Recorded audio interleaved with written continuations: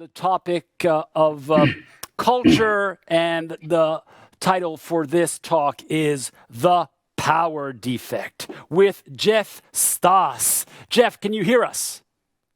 I can hear you. Can you hear me? Yes, very, very well. Lovely voice. Thank you so much. Please take it away. Okay, so here we go. It's I've noticed that one of the keynote speakers used a PowerPoint, but my mind is so fast that I have to focus on images to explain what I want to explain. So what I'm going to do in 12 minutes is try to explain my experience as a training manager, as a corporate learning officer, but also as an individual. And the first question I would like to answer is, what boosts learning? In the beginning of the 80s, I was a software designer. I was a software engineer. I worked on public telephone switches, the first digital generation of public switches. So that happened in 82. And at a certain moment in time, I lost my passion in doing it. And if you're working in an environment that changes very fast, you notice very fast that you're not passionate because you don't understand anymore what is happening. It really happens very fast. So not passionate means you become incompetent. So luckily for me, I really became passionate about learning and development. So in 1988, something like that, I became responsible for Open Learning Center and a training manager.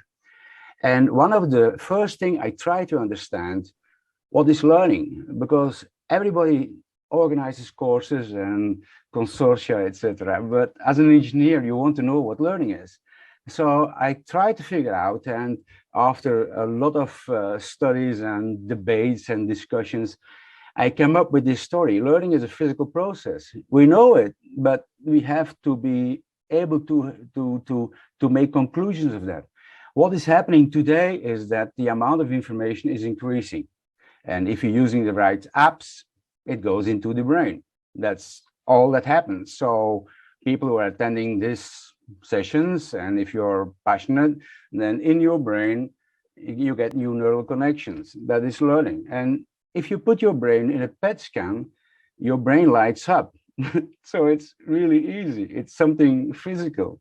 But what I also learned is that people who are passionate about what they do, and if they are talented, they also like to explain. That's probably most of them start writing books or do keynotes. Why do we do keynotes? Because we like to share. So what passionate people do is they inhale information and they exhale information. So learning is really a process of inhaling information and exhaling information. Now, the moment you understand that, then you have to change your organizational culture, because this is not what happens in our educational system, but also doesn't happen in organizations. In organizations, we send people to courses who are not passionate about what they do, but they really don't learn. Now, as I told you before, I'm an engineer, so I still like technology. So I got myself a 3D printer, and when I'm on stage, and I'm doing this now for a few years, I like to explain some complex things. So what I did is I printed this with my printer. It's very easy. When you're 12 years old, you can do it. You upload your image, you download it, and you print it. So what happens when you're learning is, when you're passionate, information goes into the brain, your brain lights up in a PET scanner, and when you explain stuff, your brain lights up again. This is learning. So if people ask me, what is a learning organization? It's easy. It's an organization where the lamp is on. So this is also the symbol of creative thinking. And I've heard before, everybody can be creative. Of course you can. I'm 65. I have to stop being creative. It's working every day. I got new ideas. So it's all about passion. So what happens then is, what is my conclusion being a training manager for 10 years? It's corporate training and development, and our whole educational system is the biggest scam in the world. It's not built for learning. If it would be built for learning, then people would inhale and exhale, so you couldn't see the difference anymore between a student and a teacher, because everybody learns from everybody. So we need to disrupt the organization of learning and working. And luckily, In 1919, I had the opportunity to become a corporate learning officer for a big telecom company. And my focus was shifting from what is learning, organizing courses, to trying to change an organizational culture to embrace real learning. So it's like the next level. Okay, so I was really passionate about doing all these projects about how do you change management style, executive style, how can you bring your organization to the next level. But it was also a learning experience, and it was difficult to explain to a lot of people what happened. So I came up with this story, and I called it the Power Defect. It's a story that makes it possible to understand why organizations fail to change their culture. And it's basically the enemy within. So the whole story started to grow when I was thinking about competent.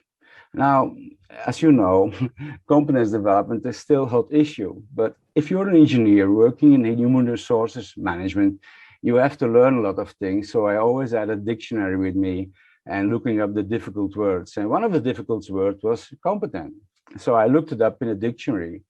And in the dictionary today, it has two meanings. The first meaning is you have to be capable. Today, this means you are capable if you're passionate about what you do, if you're working your talents, you inhale information and you exhale information. That's for me capable. But the second meaning is something even more important. You have to be authorized to do something with it. So these are the two meanings you find in the dictionary for the word competent. So when is someone competent? If you're capable and allowed to do it. When are you not competent? If one of the two is missing. So if we really want to build organizations that are learning organizations and innovative organizations, then everything should be focused on how do we create an organizational culture where people are glowing and they are authorized to do with it. Now, I had to do some workshops with people I know. So I tried to figure out a very easy picture to explain it. So what I did is I put this picture on it. And on one side, I put, are you capable? No. Are you capable? Yes. So are you able to doing it or not? And on the other axis, I put, are you authorized? No.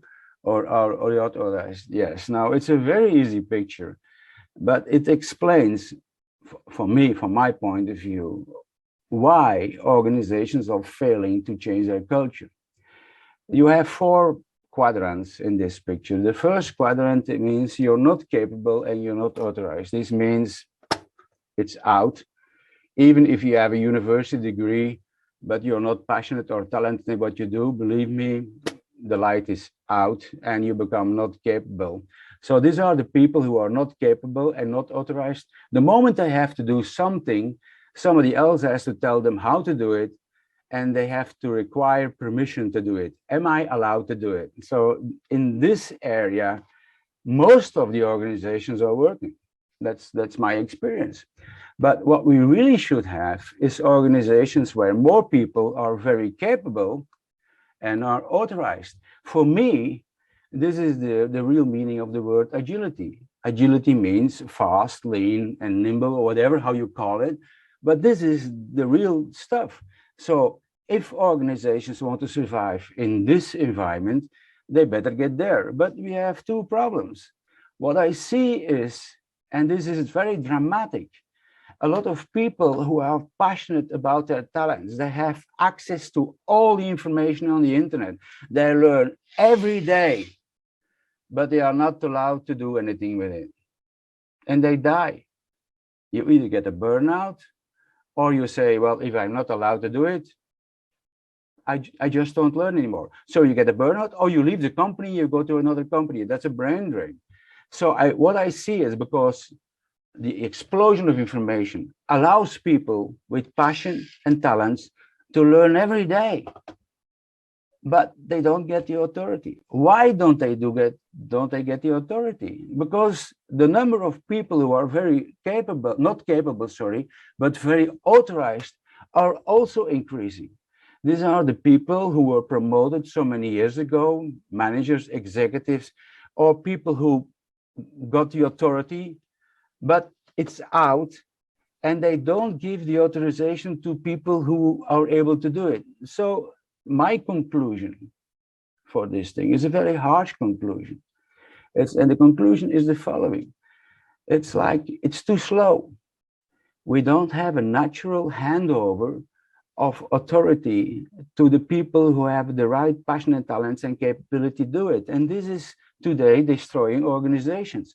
In order to become or survive as an organization, we have to change our cultures. We have to hire the right managers. And there is a difference. In my 40 years of working in companies, etc., I had executives who weren't capable, but gave the authority to people who were capable. It's a handover. They were very good people. It was very good it's like a synergy. It's like a contract. But I also had people who were not capable, but unwilling to have it over their authority. And then they play power games. Or maybe wars, I don't know. So the reason why cultures don't change is the enemy within. So the last slide, I think, is if organizations want to change, they have to put the collective in front of the individual.